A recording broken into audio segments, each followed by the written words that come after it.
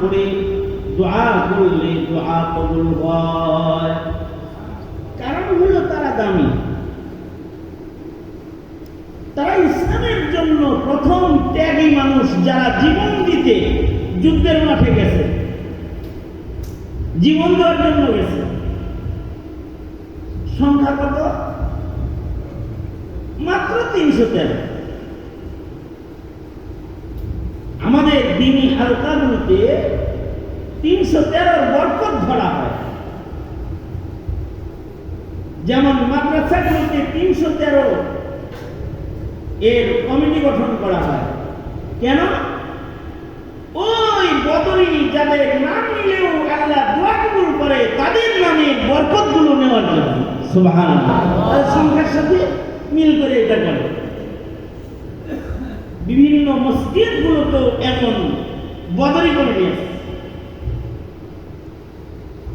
আমরা কিছু উলামা হযরতরা, নবীন কিছু আলেমরা একটা খিদমতে হাত দিলাম যে আমরা বাংলাদেশের 313 জন আকাবিরকে এক জায়গায় করব, এক বইয়ের ভেতরে, যারা বাংলাদেশের জন্য ত্যাগী মাশায়েখিন, কিন্তু তাদের কেউ চিনে না। তাদের নামটা জাতীয়ভাবে নিয়ে আসে। কিভাবে আনতে পারি? তো আমাদের মশওয়ারা তাই হলো যে 313 সংখ্যাটা লাগায়া বাংলার 313 মাশায়েখিনকে আমরা এক জায়গায় করি। আমরা একটা কিতাব প্রস্তুত করে ফেলেছি এর উপরে। কেন বললাম? এই সংখ্যাটার বরকত নেওয়ার জন্য। কারণ ইসলামের ইতিহাসে এরা প্রথম কাফেলা। এই সংখ্যাটা এদের অনেক দাম।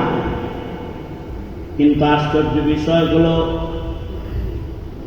নবীজি সংখ্যা করে দিয়ে গেছেন 313 জন, কিন্তু এই বদরে যারা অংশগ্রহণ করেছে তাদের ভেতরে হযরত উসমান নাই। সাহাবী বলে উসমান বদরে যায় নাই, তাই উসমানের দাম কম। উসমান উহুদে অংশগ্রহণ করে নাই, উসমানের এদিক দিয়েও ফজিলত কম। কারণ উহুদের কুরবানি যাদের আছে তাদের আলাদা আলাদা দাম আছে। যেমন উহুদের কুরবানি আছে হযরত হানজালার, ওনার লাশ আল্লাহ তাআলা আকাশে উঠায়া জান্নাতের পানি দিয়া আল্লাহ তাআলা গোসল দিছে। এখানে শহীদদের নামে নাম আসার পরে আসে শহীদ সাইয়্যিদুস শুহাদা আমির হামজা শহীদ।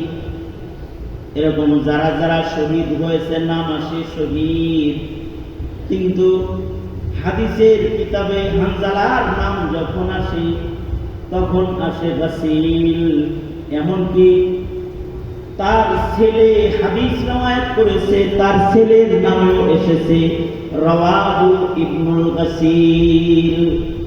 অর্থাৎ এই পয়লা রাত্রে যে ছেলেটা মায়ের পেটে আসছে হানজালা, তার ছেলে এই হাদিসের রওয়ায়াতকারী রাওয়াহু ইবনুল গাসিল।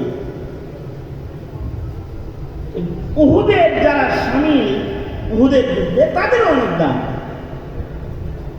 হযরত উসমান উহুদেও শামিল হন না। এরপরে সাহাবায়ে কেরামের ভেতরে মর্যাদা বন্টনে এটাও দেখা হয় যে কারা বাইআতে রিদওয়ানে অংশগ্রহণ করেছে। নবীজি যখন কাবার প্রেমে মদিনা থেকে বেরিয়ে গেছে, কাফেররা হুদায়বিয়ায় বাধা দিয়ে দিছে, আল্লাহ রাসূলকে ঢুকতে দিবে না কাবা ঘর জিয়ারত করতে।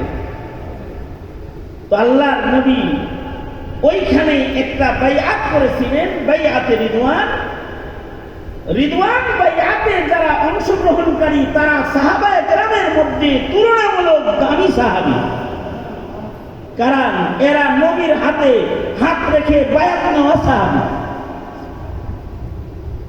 তো সাহাবী বলে যে উসমান তো বায়াতে রিদওয়ানে অংশগ্রহণ করে নাই। এর ফাঁকে একজন যে আছে হযরত আলী কাররামাল্লাহু ভক্ত, সে চিল্লায় বলে, ঠিকই, ওসমান রে খলিফা বানানো ঠিক হয় নাই, আলীর বানানোর দরকার ছিল। যখনই এই